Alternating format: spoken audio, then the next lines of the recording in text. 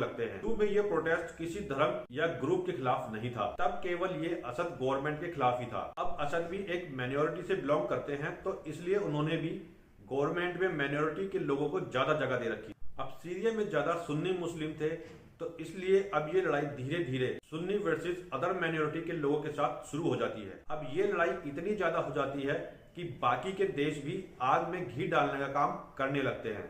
अब तुर्की, कतर और Saudi Arabia के देशों ने सीरिया के रेबल्स का साथ देना शुरू कर दिया। यहाँ तक कि पैलेस्टीन में जो हमास ग्रुप है उसने भी असद का साथ छोड़ दिया और रेबल्स का साथ देना शुरू कर दिया। इन सब के सपोर्ट करने की पीछे की वजह थी ये सारे देश सुन्नी मुस्लिम थे। अब असद को सपोर्ट करने आते हैं ईरान जैसे बड़े देश, हिजबुल्लाह जैसे ग्रुप जो शिया मेजोरिटी से हैं। और अब ये देखते हुए अमेरिका और रशिया जैसे बड़े देश भी कहां पीछे रहने वाले थे। अमेरिका जैसे बड़े देश रेबल्स जो कि फ्री सीरियन आर्मी का ग्रुप था उनके साथ हो जाते हैं। दूसरी तरफ रशिया असद का साथ देना शुरू कर देते हैं और फिर यूएन में सीरिया के खिलाफ पॉलिटिकल ऑक्टेन्स क्रैकडाउन को लेकर कई प्रपोजल लाए जाते हैं, पर रशिया और चाइना जैसे बड़े देश वीटो कर देते हैं। और इसके बाद यहाँ पर एक ग्रुप की और एंट्री होती है, वो है ISIS। दरअसल 2015 में जब ये सब चल रहा था तब अलकायदा के लोग ये सब बड़े ध्यान से देख रहे थे और एक मौके की ताक में बैठे हुए थे। और उनको ये मौका मिला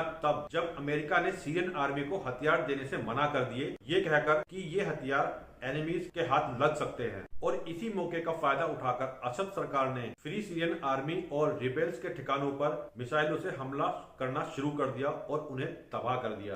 इसी दौरान सीरिया में केमिकल वेपन्स का भी इस्तेमाल किया गया, जो कि इंटरनेशनल लॉ के हिसाब से दूसरे देशों पर केमिकल वेपन्स का इस्तेमाल करना सख्त मना है। यूनाइटेड नेशन के इंस्पेक्टर सीरिया जाते हैं और प्रूफ करते हैं सीरिया सरकार ने अपने ही लोगों के ऊपर केमिकल वेपन्स का इस्तेमाल किया है।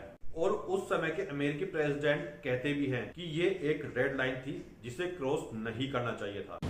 On the ground, that a red line for us is we start seeing a whole bunch of chemical weapons moving around.